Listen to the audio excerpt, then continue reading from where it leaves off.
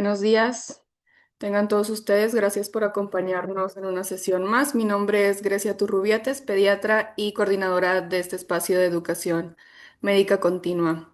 En nombre de la Escuela de Medicina y Ciencias de la Salud del Tecnológico de Monterrey, les doy la más cordial bienvenida a la sesión académica de pediatría.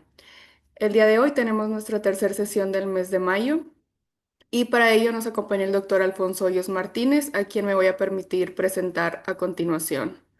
El doctor Hoyos Martínez inició sus estudios en medicina en la Universidad del Rosario, en Colombia, para posteriormente realizar su especialidad en pediatría en Miami, Florida, en Estados Unidos.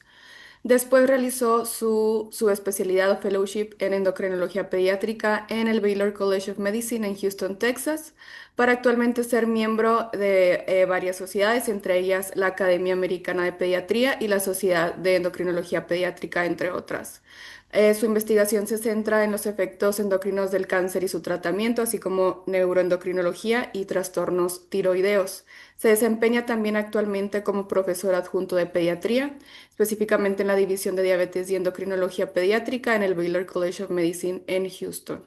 Sin más preámbulo, doctor Hoyos Martínez, bienvenido. Muchas gracias por su tiempo y por aceptar la invitación a través del doctor Correa de acompañarnos el día de hoy. Muchas gracias. Buenos días y muchas gracias por la invitación. Estoy es un placer estar acá con ustedes y poder hablar un poquito de este tema en tecnología. Eh, Cuando recibí la invitación, eh, me, me preguntaron de qué quería hablar. Y dije, bueno, vamos a hablar un poquito de cómo hacer la evaluación de la función tiroidea.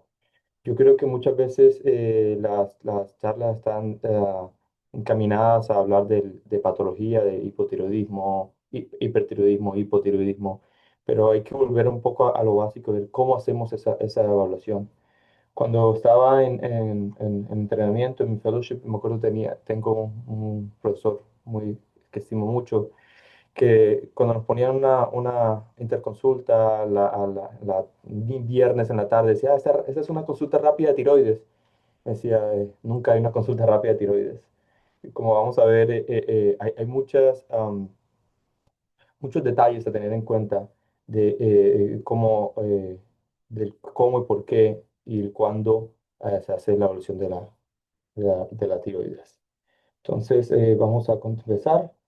Lo primero, no tengo ningún conflicto de interés que declarar para esta charla. Intenté hacer para las diapositivas, pues obviamente va a ser en español y el texto en las diapositivas va a ser en español, pero muchas de las figuras y los gráficos están en inglés. El contenido, bueno, lo dividí en tres secciones principales, un poco de fisiología para darnos un buen punto de partida, un poco de cómo se hace esa evaluación de la función tiroidea y terminamos con consideraciones clínicas y escenarios que vemos frecuentemente tanto en el hospital como en la clínica. Entonces empezamos con un poco de fisiología. Como ya ustedes estarán familiarizados, este es el eje hipotálamo pituitaria tiroides. Y partamos a entender que este eje está muy finamente regulado. Y empezamos con esas neuronas en el hipotálamo que secretan esa TRH o aquí aparece como TRF, Thyroid Releasing Factor. Pero básicamente esas neuronas, al tener los diferentes estímulos, van a secretar esa hormona que va a la pituitaria anterior y estimula a los tirotrofos a producir esa TSH.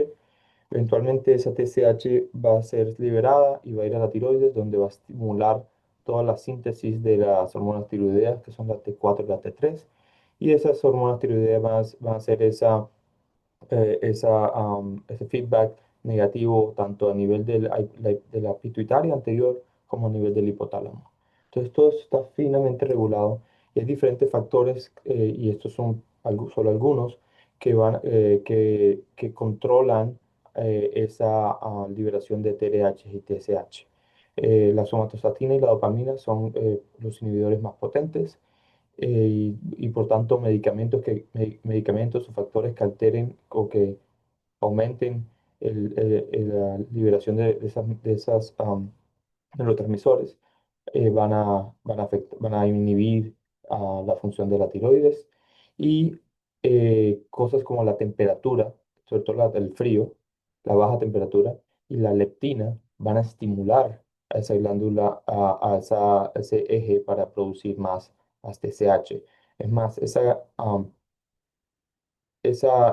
estímulo de la temperatura baja es precisamente lo que causa que en los neonatos, en los recién nacidos, haya un pico de TSH en las primeras 24 o 48 horas al pasar de la vida intrauterina al ambiente, que es mucho más frío, ¿no?, de lo normal.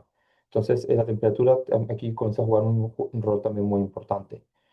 Cuando queremos ver, entonces, cuando queremos evaluar cómo está funcionando la tiroides, si el problema es primario, ¿ok? Esa tiroides no está funcionando, disminuye la T4 y la T3, se pierde ese feedback negativo y va a aumentar la TRH y la TSH. Entonces por el contrario, si el daño es a nivel central, nervioso central, entonces va a haber una secreción inadecuada de esa TSH y también esa T4 y T3 va a estar normal.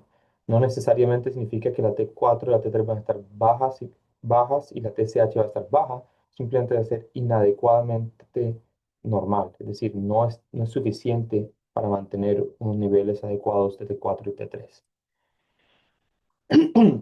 Cuando esa TSH es liberada, va directamente a la glándula tiroides y ahí va a unirse a su receptor en la TSH. Y es esa activación del receptor de TSH que va a estimular todos los pasos de la biosíntesis de la hormona tiroidea. Y estamos hablando desde aumentar la síntesis de tiroglobulina, a aumentar la función del importador de sodio yodo, lo cual va básicamente lo cual va a aumentar la función de la peroxidasa en la membrana apical. El coloide se junta esa tiroglobulina con el yodo, se vuelve a traer al citoplasma donde es clivado en ya las hormonas T4 y T3 y eventualmente liberado al torrente sanguíneo. Aquí lo importante es entender que la la principal hormona que se produce en la tiroides es la T4. Es más, el 80% de la hormona que se produce es T4, solo el 20% es T3. Sin embargo, la T3 es la hormona biológicamente activa, es la que ejerce todas las funciones am, de la hormona tiroidea. Lo que quiere decir que la gran mayoría de producción de T3 no es a nivel de la tiroides, sino en la conversión periférica en los tejidos de la T4 a la T3. Una vez liberado el torrente sanguíneo, las hormonas tiroideas tienen que viajar a través de proteínas transportadoras. Y aquí es importante entonces entender que la gran mayoría, estamos hablando del 99,6, 7% de las hormonas tiroideas están unidas a proteínas transportadoras. En ese gráfico pueden ver cómo el círculo interior es la T3, el círculo exterior es la T4, y los diferentes colores muestran el azul, el naranja y el gris son la globulina transportadora de tiroides, la albúmina y la peralbúmina. Y ustedes ven cómo, a pesar de que tienen diferentes afinidades por las diferentes proteínas, la gran mayoría está unida a esas proteínas transportadoras. Para que la hormona actúe, solo la porción libre de la hormona. Entonces, cuando queremos medir la hormona tiroidea, tenemos que entender que cualquier cosa que afecte las proteínas transportadoras van a terminar alterando también esa medición de de las hormonas tiroideas. Entonces, cosas, por ejemplo, como la malnutrición, el síndrome nefrótico, cualquier enteropatía perdedora de proteínas, va a alterar esas proteínas transportadoras. Pero también medicamentos como los andrógenos, los glucocorticoides o los pacientes con leucemia que están en asparaginasa, todo eso puede disminuir estas proteínas transportadoras. Y los esteroides es algo que usamos frecuentemente, entonces es algo siempre a tener en cuenta. Am, por el otro lado, hay medicamentos como los estrógenos, el fluoracilo en quimioterapia o algunos opioides que van a aumentar la síntesis de estas hormonas y pueden también comprometer o falsamente aumentar la medición de la hormona tiroidea total. Sobre todo los estrógenos, quiero hacer énfasis porque hay que pensar en, bueno, las adolescentes, si están en pastillas anticonceptivas o algo similar, eso va a alterar también los niveles de proteínas transportadoras. Y por último, como les comentaba, el 80% de la T3 es producido en los tejidos, es por conversión periférica. Y eso es por y eso se regula por estas enzimas que son las deiodinasas, que básicamente le quitan ese yodo a las diferentes moléculas de T4 y T3. La uno y la 2 son las que producen son las que convierten ese T4 a T3 y la 3 es la que desactiva básicamente las hormonas tiroideas porque convierten de T3 a T2, no tiene ninguna acción biológica, o a la T3 reversa, que también es un isómero que es biológicamente inactivo. Dependiendo de cosas que estimulen o no estas enzimas, va también a regular CP4 y T3. Pero volviendo a recalcando lo que decía, la T3 es la hormona que verdaderamente ejerce el efecto de las hormonas tiroideas. Y es el receptor de la hormona tiroidea como tal, está en el núcleo, expresado en el ADN. Y al estimularse, al unirse con su ligando, la T3 va a causar todas las acciones que conocemos de la T3, de la hormona tiroidea. Sabemos que las hormonas tiroideas tienen un amplio efecto a nivel de los múltiples sistemas. Podemos ver cómo, por ejemplo, aumenta el consumo de oxígeno y la termogénesis y lo hace al estimular la bomba de sodio-potasio ATPasa en todos los tejidos. Y de ahí donde controla básicamente la tasa metabólica. Pero también a nivel cardiovascular es un inotrópico y cronotrópico potente. A nivel sistema nervioso, aumenta el tono simpatético, aumentando los receptores beta-adrenérgicos, pero también su acción. A nivel del metabolismo en general, controla el metabolismo del LDL a nivel hepático, entonces tiene un efecto importante en los lípidos, pero también maneja o tiene un efecto en la gluconogénesis, en la lipólisis, también afectando los niveles de metabolismo de la glucosa. A nivel gastrointestinal, principalmente es la motilidad gastrointestinal y a nivel musculoesquelético tiene un efecto muy importante en los huesos, ¿ok?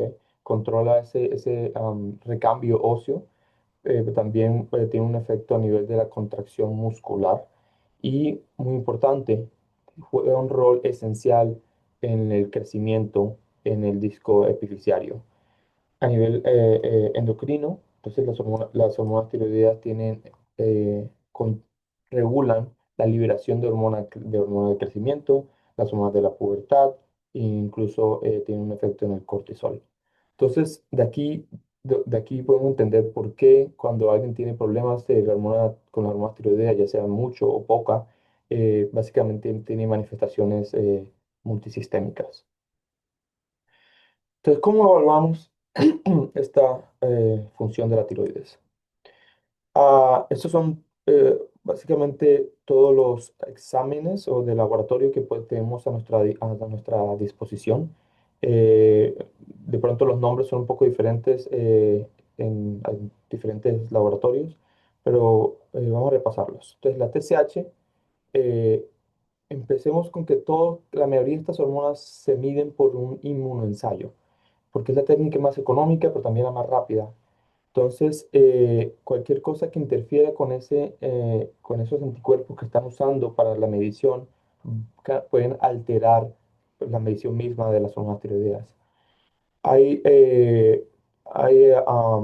TSH que se le puede hacer tratamiento JAMA, JAMA significa anticuerpos anti-ratón y es la manera de eliminar anticuerpos que pueden estar interfiriendo con el inmunensayo.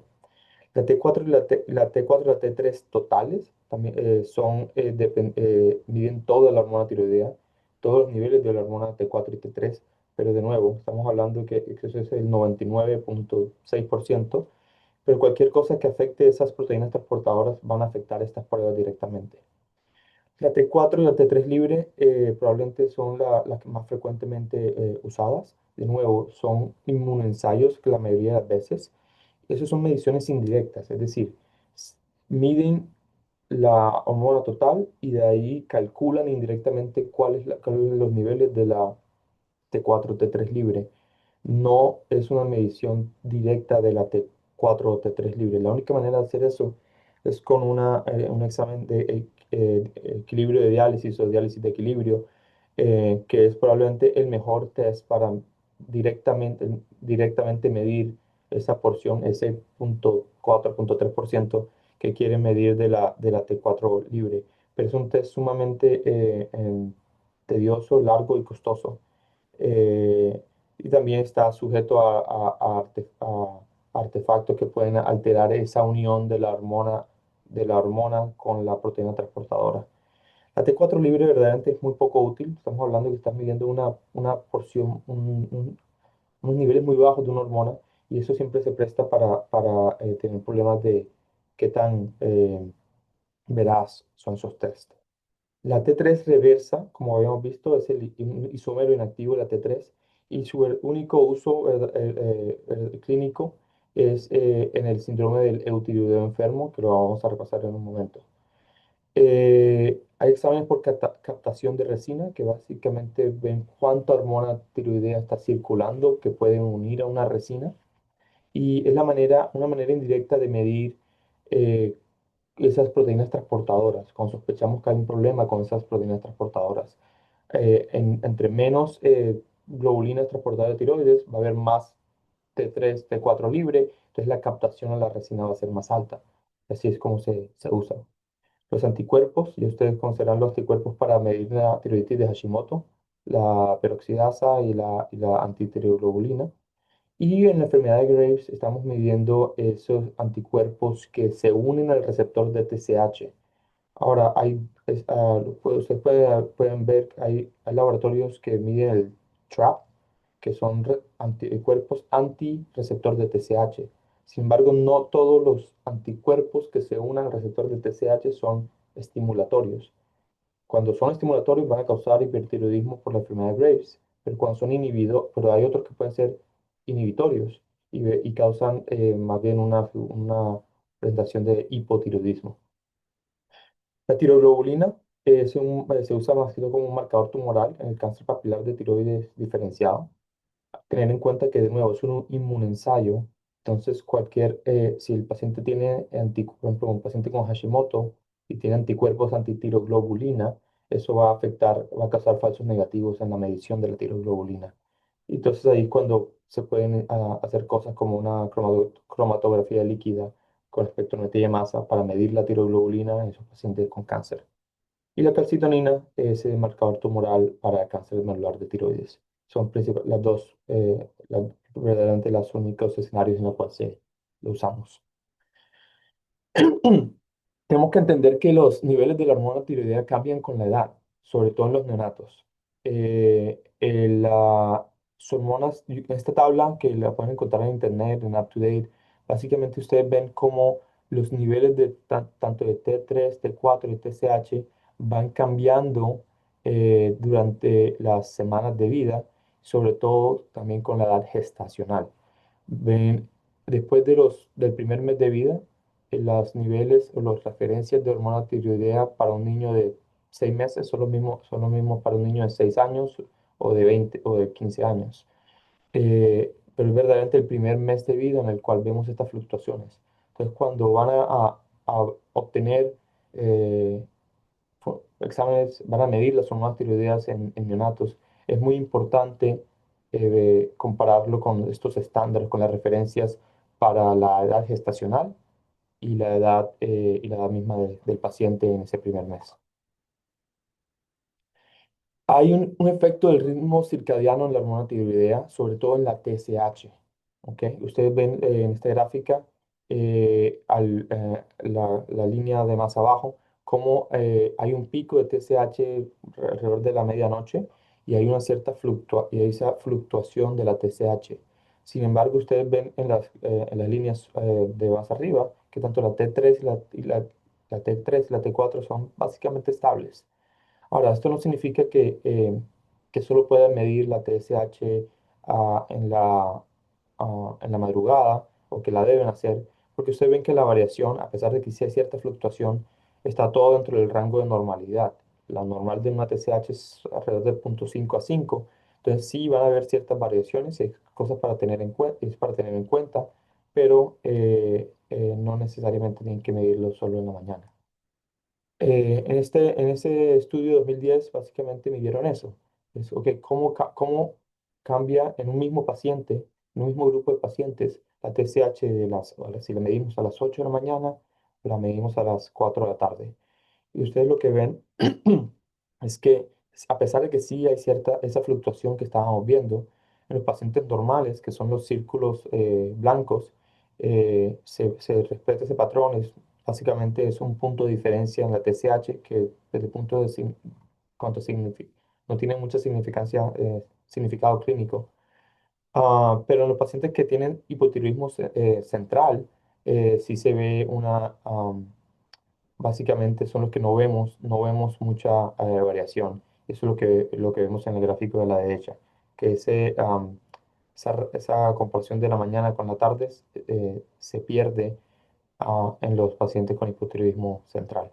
Entonces, esto es más que todo útil cuando queremos ver o examinar si alguien tiene hipotiroidismo central. Las hormonas tiroideas fluctúan mucho con la enfermedad, y esto es un concepto muy importante y probablemente lo han escuchado en síndrome del eutiroideo enfermo, que a lo largo de la presentación también se le conoce como el non-thyroidal illness. Pero es lo que representa esta gráfica, es cómo vemos que a medida que tenemos una enfermedad, van a fluctuar las hormonas tiroideas. Y esto es quizás un mecanismo adaptativo para disminuir esa tasa metabólica y básicamente disminuir los requerimientos de energía en periodos de estrés fisiológico. Entonces, en el eje Y pueden ver cómo están los niveles de la hormona, de diferentes hormonas tiroides. En el eje X ven la severidad de la enfermedad. La enfermedad es no muy significativas, enfermedades moderadas, severas, y cuando ya se está recuperando esa enfermedad. Y esto es importante entenderlo, porque si van a medir las hormonas tiroideas en un paciente que está enfermo, ah, eh, depende en el momento en que lo midan, pueden encontrarse con que si lo miden en un paciente en un momento crítico, ¿cierto? Pueden ver aquí que la TSH va a estar baja, la T4 va a estar baja, la T3 está baja. Básicamente eso les va a sugerir que el paciente tiene un hipotiroidismo central, cuando en verdad solamente está enfermo. Ahora, lo que hablamos de la hormona de la T3 reversa es la que el cuerpo sí, pues el cuerpo comienza a producir más para desactivar esa T4 y T3. Entonces, si tienen la duda, lo pueden medir. Si está alta, eso les dice que efectivamente es un paciente con síndrome del eutiroideo enfermo en vez de alguien con hipotiroidismo central. En ese mismo paciente, si digamos, vuelven y repiten las hormonas, los niveles de hormonas 5, 10, una semana después, 5 días después, se pueden encontrar con que la TSH está elevada, la T4 está baja, la T3 está baja, y pueden pensar, oh, este es un paciente que tiene hipotiroidismo primario, cuando en verdad no, son todas estas transiciones durante la enfermedad. Entonces es muy, muy importante entender esto eh, para no, eh, para no llegar a un diagnóstico errado en estos pacientes. Hay muchas cosas que pueden, si se han dado cuenta, lo que quiero indicarles es que hay muchas cosas que pueden interferir con la medición de la hormona tiroidea, y muchas veces es con los pruebas de laboratorio como tal. Entonces, cosas como los esteroides, ya lo vimos, los estrógenos, pero también cosas, medicamentos muy frecuentes que usamos, como la furosemida, la heparina, algunos AINES, pueden causar pueden básicamente aumentar la liberación de las hormonas tiroideas de las proteínas transportadoras, causándoles una T3 y T4 libre falsamente elevadas. Y lo mismo con cosas como la dobutamina por su efecto en la dopamina y algunos beta bloqueadores. Entonces, todas cosas para tener en cuenta al momento antes de incluso de ordenar los laboratorios. Am, Otra cosa que pueden interferir directamente con los ensayos, con los laboratorios, es, por ejemplo, la biotina.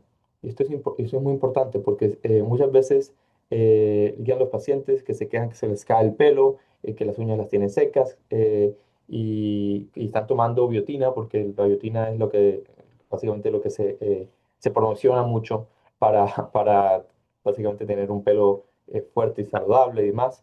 Eh, por lo menos acá en Estados Unidos se utiliza mucho este suplemento y por eso lo pongo acá.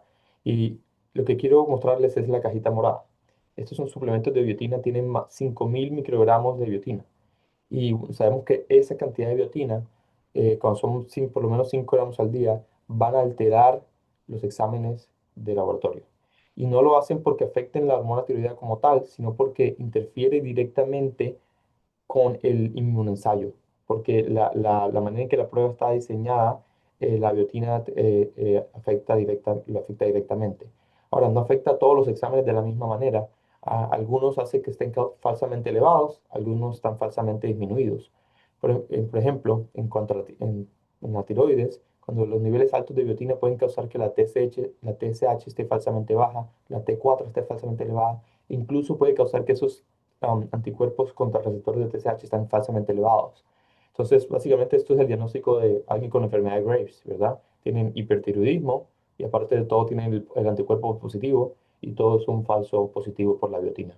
La manera de solucionar esto es simplemente suspender el suplemento y unos 2, 3 días, por lo menos 2 días después, a repetir el examen.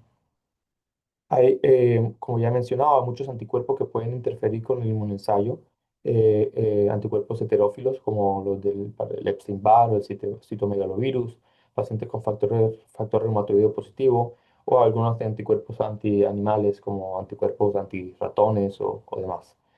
Eh, Hay algo que gracias a Dios es muy poco frecuente, pero vemos que se conoce como la macro TSH y son básicamente conglomerados de IgG, de inmunoglobulina G, que unen TSH y son medidos o detectados por el inmunensayo. Entonces les da una TSH que está falsamente elevada, pero que no tiene ningún efecto biológico.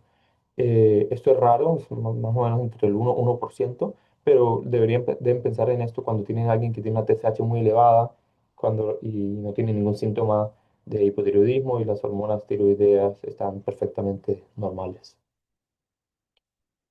Bueno, se me olvidó que tenía este gráfico acá, pero básicamente es mostrándoles lo que les hablaba de los anticuerpos heterófilos, de cómo pueden interferir la unión del ligando con el anticuerpo que se está usando en el inmunoensayo.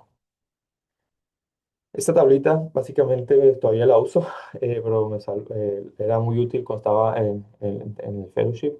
Pues son todas las combinaciones posibles de la TSH y las hormonas tiroideas. Si una está elevada y la otra está normal, o las dos elevadas, las dos disminuidas, y le da todos los diferenciales que pueden haber según estos exámenes. La traigo aquí a colación porque lo que quiero mostrarles es que básicamente en todas las cajas hay como una aclaración de que pues siempre hay una interferencia con el ensayo clínico, la prueba de laboratorio, medicamentos o el NTI, que es el Non-Thyroidal Illness, que es el síndrome del tiroideo enfermo. Entonces, eso siempre debe estar en su diferencial. Eso siempre debe ser algo que deben tener en cuenta al momento de interpretar esas pruebas tiroideas. Entonces, ¿cuándo debemos evaluar la función tiroidea?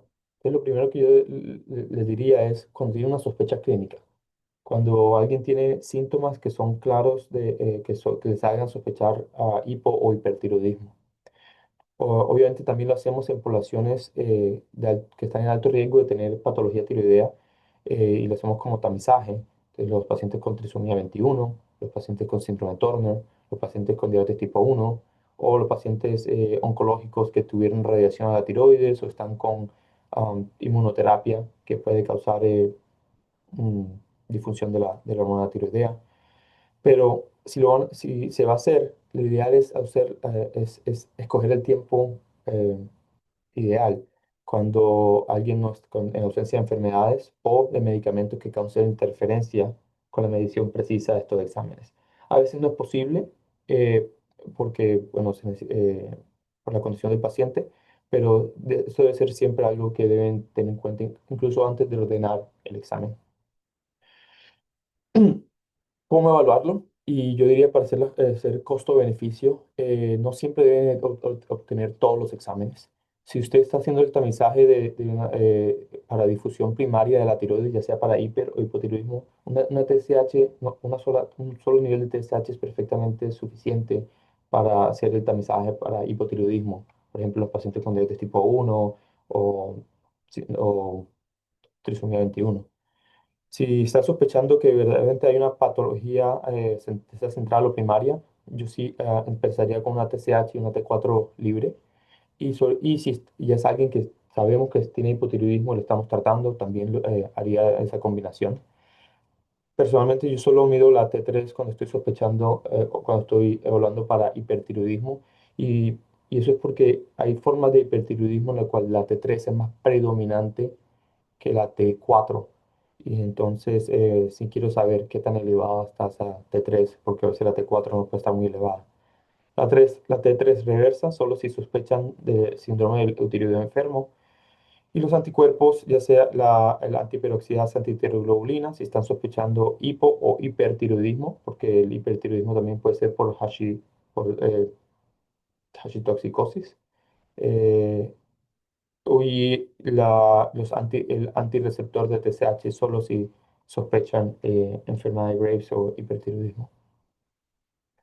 Pasemos o vamos a terminar entonces con unas consideraciones clínicas y algunos escenarios que nos encontramos frecuentemente y que somos consultados frecuentemente. El primero, entonces, el hipotiroidismo subclínico. Hipotiroidismo subclínico, hablamos de cuando alguien tiene unos niveles normales de hormona tiroides, o sea, la T3 y la T4 son perfectamente normales, pero la TSH está un poco elevada. Hablábamos de que los niveles de referencia de la TSH en general están entre 0.5 y 5, obviamente cambia entre laboratorios, pero estamos hablando, lo que hipotiroidismo subclínico es cuando esa TSH se encuentra entre 5 y 10. Normalmente cuando la TSH es más de 10, cuando pasa ese umbral, ya sabemos que es alguien que muy seguramente sí va a necesitar tratamiento y tiene tipo el riesgo de progresión a hipotiroidismo y de tener complicaciones o síntomas, manifestaciones clínicas del hipotiroidismo es mucho más alto.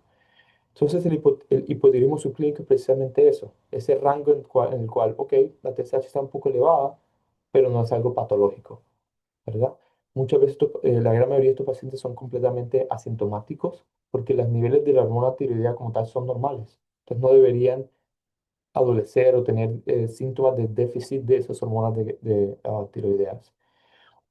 Hay muchas cosas que pueden causar esa elevación leve de la TSH, cosas como la tiroiditis autoinmune, como la tiroiditis de Hashimoto, pero como habíamos visto en pacientes que estaban enfermos y si se está resolviendo ese síndrome del tiroideo enfermo, hay algunos medicamentos que van a causar esa elevación de la TSH, como ya hemos visto, y la obesidad también es una de esas causas. La mayoría de los hipotiroidismos subclínicos son transitorios, no requieren tratamiento y se tienden a resolver. La progresión a hipotiroidismo verdadero, y hablamos de esa TSH más de 10, es poco frecuente. Incluso en niños que tienen la tiroiditis de Hashimoto, se estima que más o menos un tercio van a progresar a hipotiroidismo verdadero en un periodo de 5 años. Entonces, sí, uno de cada tres es significativo, pero estamos hablando de 5 años.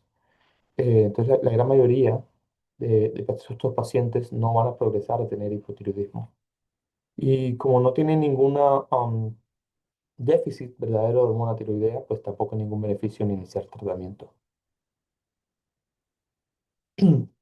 La tiroiditis de Hashimoto. Es la etiología más frecuente de hipotiroidismo tanto en niños y adolescentes e incluso en adultos. La gran mayoría de pacientes que tienen tiroiditis de Hashimoto tienen una historia familiar de autoinmunidad, pero esto es importante entender que se estima que más o menos el 10% hasta el 12% de la población general tienen anticuerpos antiperoxidasa positivos. Eso es 1 de cada 10.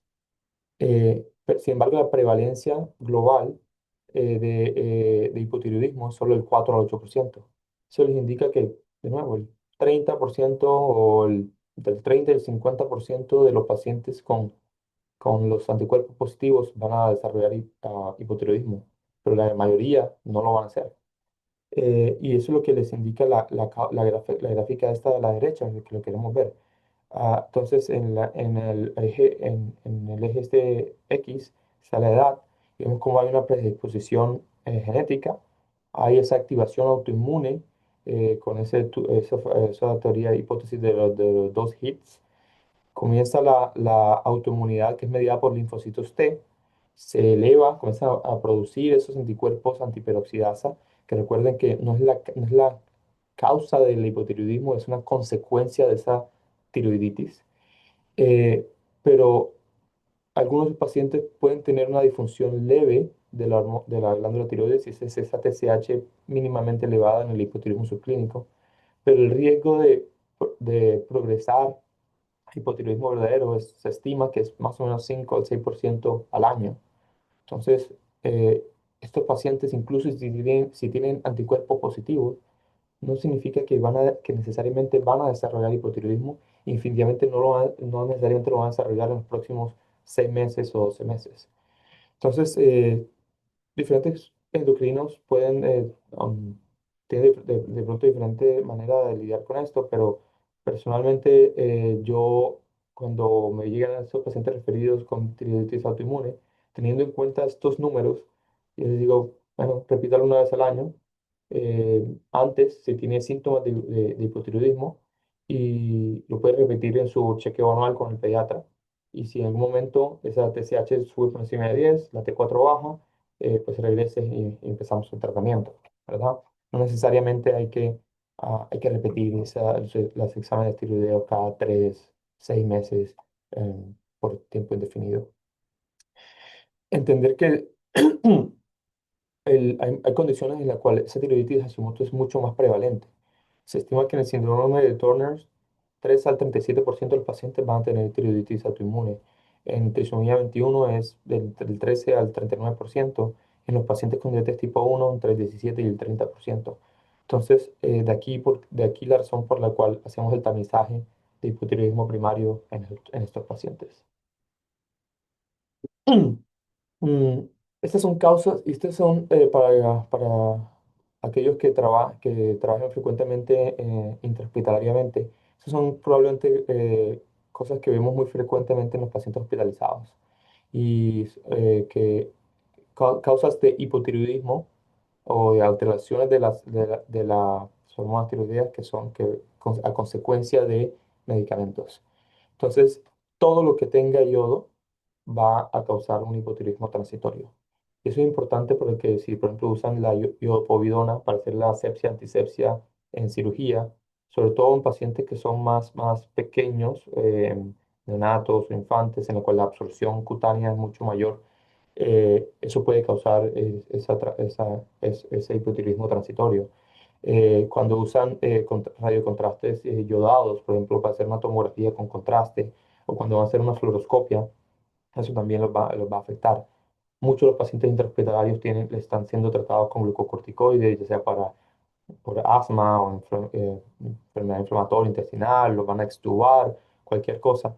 Y eso es extender que los esteroides van a disminuir la TSH y van a aumentar esa conversión periférica de T4 a T3. Básicamente les va a dar una figura como de hipotiroidismo central.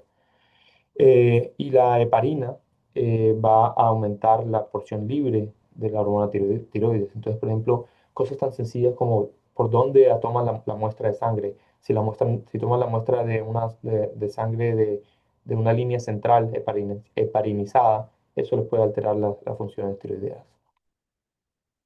Como les contaba, entonces, ese exposición al yodo, ese consumo de yodo, va a causar lo que, si de muchos se acuerdan de la Facultad de Medicina, ese efecto de Wolff-Chaikoff, que básicamente lo que quiere decir es que esas cargas de yodo, la célula tiroidea va a absorber todo ese yodo y esa, digamos, sobredosis de yodo va a causar que se acumule ciertas sustancias como se conoce yodolípidos o yodolactona que inhibe toda la biosíntesis de las hormonas tiroideas causando ese hipotiroidismo transitorio. Ahora, eventualmente una vez se elimina ese yodo, todo se tiende a revertir y se normalizan los niveles de hormona tiroidea. Pero dependiendo en el momento en que lo revisen, pueden encontrar ese hipotiroidismo transitorio. Como les decía, la iodopovidona frecuentemente lo vemos, los radiocontrastes iodados y la amiodarona, sobre todo que son los pacientes de cardiología. Ah, este lo vemos muy frecuentemente en la clínica y es que los pacientes con obesidad que nos mandan porque la TSH está levemente elevada en ese rango de hipotiroidismo subclínico. Y es importante entender que más o menos se estima que entre el 10 y el 23% de todos los individuos con obesidad pueden tener ese cuadro de hipotiroidismo subclínico. Y la razón es que la leptina, si se acuerdan justo cuando empezamos la charla, tiene un efecto directo, estimulatorio directo el hipotálamo y en la pituitaria anterior, aumentando esa TRH y TSH. Entonces es la leptina por ese tejido adiposo abundante que va a llevar ese aumento leve en la TSH, pero nunca a un grado de hipertiroidismo, pero pero sí va a presentarse como hipotiroidismo subclínico. Para poner esto en números o en perspectiva, y lo busqué antes de esta charla, pues la prevalencia de obesidad pediátrica en México es del 23,4%. Esos son más o menos un 8,7 millones de niños en México. Si hablamos que entre el 10 y el 23%, estamos alrededor de 1,7 millones de niños en México van a tener ese hipotiroidismo subclínico solo por solo por la obesidad y por los efectos de la leptina en la TSH. Esto se resuelve con la pérdida de peso y es importante entender que es el efecto de la obesidad y no es la causa de la obesidad. Y la razón que lo digo es porque muchas veces se atribuye el hipotiroidismo a la ganancia de peso y a la obesidad, pero también tenemos que entender que sobre todo en los pacientes que están creciendo, el hipotiroidismo tiene, las hormonas tiroideas tienen mucho mayor efecto en el crecimiento y en las epífisis más que la ganancia de peso. Entonces, los cuadros las curvas de crecimiento que vemos en esos pacientes que sí tienen ganancia de peso por el hipotiroidismo es más como esto. Vemos que la estatura tiende a estar se compromete primero y más severamente que la ganancia de peso.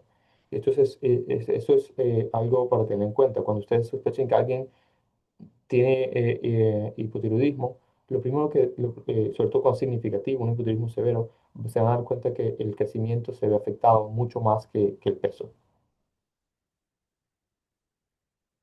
Por último, y contrario a lo que está hablando el hipotiroidismo, es la anorexia, ¿verdad?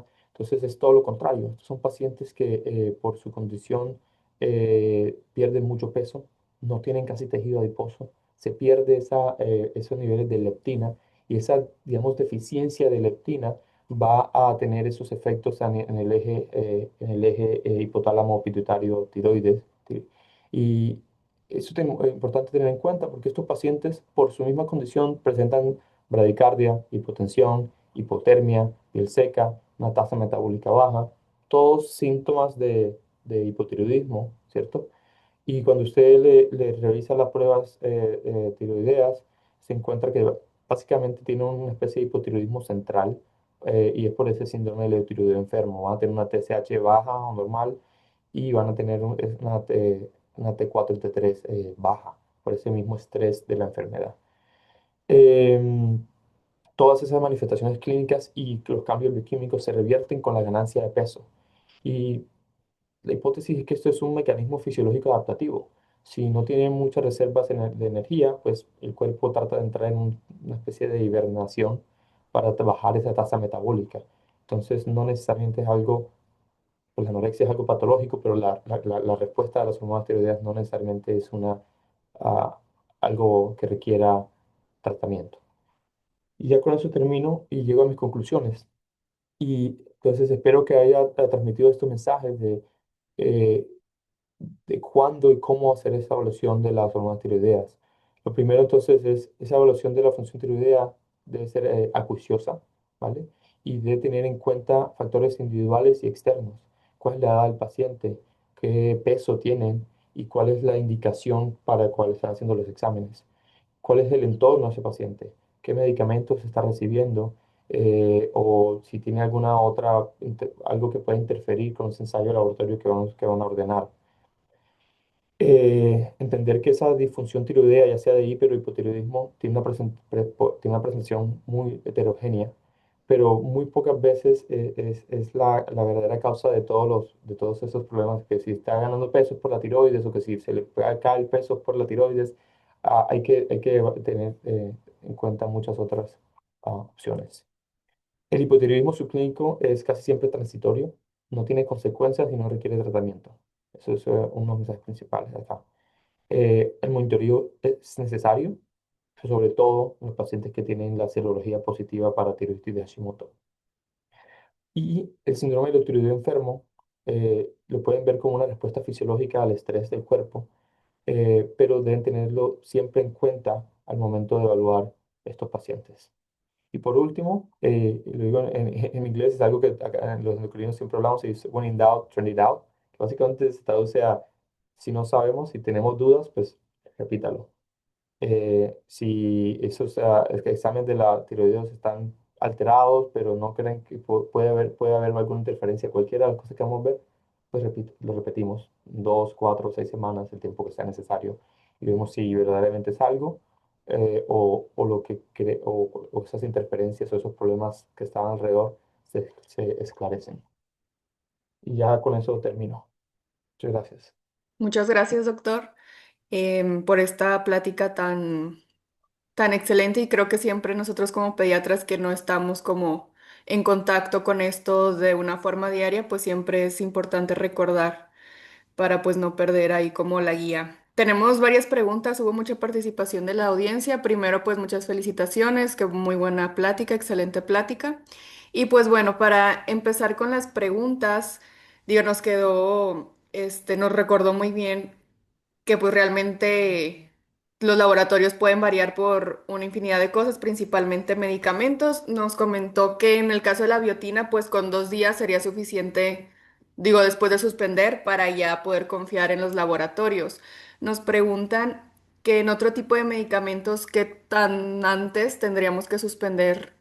Digo, supongo que depende del medicamento, pero como hay algún estándar, no sé, una semana o algo así para poder... Eh, bueno, es una buena pregunta. Definitivamente depende del medicamento, porque depende cuál es el problema que está causando. Es decir, es un medicamento que verdaderamente está causando una disfunción en la tiroides, como por ejemplo una amiodarona, o por ejemplo, no sé, un contraste, contraste de alguna tomografía, o es algo que está causando simplemente interferencia con el examen.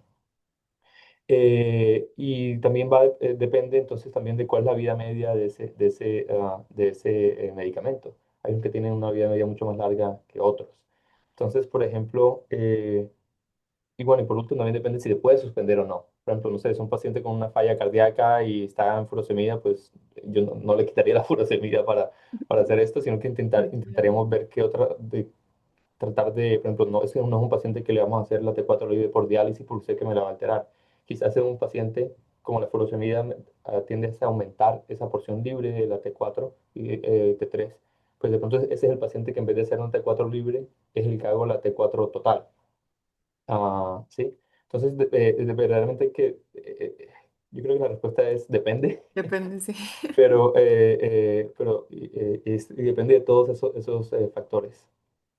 Ok, muchas gracias, doctor. La siguiente pregunta es respecto a la tiroides de Hashimoto.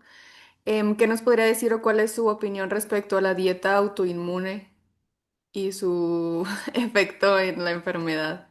Am, no tengo mucho conocimiento de primera mano, es decir, no, o sea, sí tengo muchos pacientes que lo intentan. Eh, lo que yo he revisado es que no tiene mucha evidencia. Ok, Esas dietas antiinflamatorias son cosas que muchos médicos integrales o holísticos promueven. Yo no tengo ningún problema en que lo intenten, porque no les compromete, no les pone ningún tipo de riesgo. Y si hay algún tipo, un probable beneficio, no tengo ningún problema, pero personalmente no, por lo menos desde el punto de vista de medicina basada en la evidencia, no creo que haya, no hay mucha evidencia para recomendarlas. Sin embargo, si lo quieren intentar, lo- no tengo ningún problema, pero sí son bastante restrictivas, ¿no? Ese tipo de dietas. muy Entonces, bien. es difícil la adherencia. Sí, pueden afectar más la calidad de vida, tal vez. Ujú. La siguiente pregunta también respecto a hipotiroidismo. ¿Cuál es su opinión en el efecto de la luz roja para el tratamiento? No sé si tenga alguna opinión al respecto. Luz roja, como, bueno, Dirigida al cuello, nos comentan que ha habido algunos estudios recientes del efecto positivo de la luz roja en el cuello para el tratamiento de hipotiroidismo. Tal vez tampoco es algo que tenga. perdón, no quiero, la verdad no tenía conocimiento de esos estudios o de esas intervenciones. Yo quiero decir que la tiroides de Hashimoto es una enfermedad autoinmune, ¿verdad? Pero muchas veces pasa lo que sucede, por ejemplo, en la diabetes tipo uno. Hay un ataque autoinmune, se destruye el tejido y esos tejidos no se regeneran, o sea, no se recuperan. Entonces, a pesar de que sí hay intervenciones que puedan mermar ese ataque autoinmune, muchas veces una vez ya esté comprometida la función de alguna glándula, ya sea el páncreas, sea el tiroides, no necesariamente vemos um, que se recupere esa función. Muy bien, muchas gracias. La siguiente pregunta es respecto al síndrome de Down y el hipotiroidismo subclínico. Nos comentan que si hay algún beneficio en iniciar tratamiento antes de que esté bien establecido, teniendo en cuenta que pues en estos pacientes la probabilidad es mayor que en alguien que no tiene trisomía 21. La pregunta es si empezar el tratamiento de reemplazo de tiroides antes de que Antes, ajá. Sí, o sea, cuando está en subclínico y todavía no está bien puesto, digamos. no la empezar alguien en levotiroxina no va a disminuir el riesgo de que progrese necesariamente. Obviamente, si Ujú. lo está tratando con una TSH de 7, pues la TSH se va a normalizar. Pero eso no significa que si digamos suspende la levotiroxina después de 1, 3, 5 años, no van a progresar. Eh, no hay beneficio en el sentido de que el hipotiroidismo subclínico se tiene que ver con una especie de disfunción balanceada en la cual, ok, la tiroides está teniendo algo de dificultad, pero al elevar esa TSH un poco, mantiene niveles normales de hormona tiroidea. Entonces, muchas veces, por eso precisamente la mayoría de pacientes son asintomáticos, no tienen ningún tipo de complicación por el hipotiroidismo. Ese umbral de esa TSH de 10 viene de mucho, es como el consenso de expertos y se basa en exámenes de progresión natural, en el cual se ve que cuando tienen esa TSH más de 10 muy seguramente van a tener hipotiroidismo. Sin embargo, cuando tienen la TSH menor a 10 la gran mayoría se normaliza. Incluso los pacientes que tienen tiroiditis de Hashimoto. Gracias, doctor. La siguiente pregunta es respecto a si usted, ¿qué opina de si hay algún beneficio para hipotiroidismo el hecho de suplementar con selenio y zinc? Ese sí, ok, ese sí puedo hablar un poquito más. El zinc, no sé tanto, el selenio se ha estudiado sobre todo en hipotiroidismo, en hipertiroidismo. Muchas de las enzimas en la síntesis de la hormona tiroidea tienen usan el selenio como cofactor. Y lo que yo conocí del selenio, lo que sé del selenio, por ejemplo, es que puede ayudar en el hipertiroidismo en Graves, en la enfermedad de Graves, sobre todo en la enfermedad ocular de enfermedad de Graves, pero solo eso solo se ha visto en los países o en las regiones que son deficientes en selenio. Es decir, si alguien en las regiones que tienen, no hay deficiencia de selenio, no hay ningún beneficio adicional en suplementarlo. Por lo menos eso es lo que se ha visto particularmente en la enfermedad de Graves. Ok, doctor. Y por último, digo, sí lo comentó y creo que ya lo contestó, pero nos preguntan si, por ejemplo, en caso de anorexia nerviosa se da tratamiento, pero creo que lo primero es enfocarnos en resolver la base. Sí, el problema de base es la pérdida de peso, la malnutrición. Y de nuevo, y por eso le ponía el interrogante, si es una adaptación fisiológica del cuerpo, ¿verdad? Lo mismo que pasa en el síndrome del tiroideo enfermo. Si alguien está críticamente enfermo, hay una razón por la cual el cuerpo intenta entrar a bajar esa tasa metabólica e intenta básicamente entrar en ese estado de hibernación, por decirlo de una manera. Ah, quizás si es algo a largo plazo, ¿verdad? No podemos hacer que el paciente gane de peso, porque sí, de pronto sí hay algo que se puede hacer para se va a tratar, pero muchas veces simplemente con la ganancia de peso todo resuelve. Y no solo la tiroides, ¿cierto? Estamos hablando de cuando pierden el peso, pues no tienen amenorrea, tienen Ujú. bradicardia, tienen todas estas otras cosas que no se van a solucionar hasta que ganen el peso. Sí, definitivamente. Pues muchas gracias, doctor. Esas fueron todas las preguntas de nuestra audiencia. Gracias otra vez por aceptar la invitación y tomarse el tiempo para estar aquí con nosotros. Gracias también a todos nuestros asistentes y nos vemos el próximo miércoles con nuestra última sesión del mes de mayo y el tema será actualización en diabetes mellitus tipo 1. También agradecerle al doctor Armando Correa, quien nos ayudó a coordinar este módulo y nuevamente gracias, doctor Hoyos Martínez. Nos vemos pronto. Un placer, muchas gracias a ustedes. Gracias.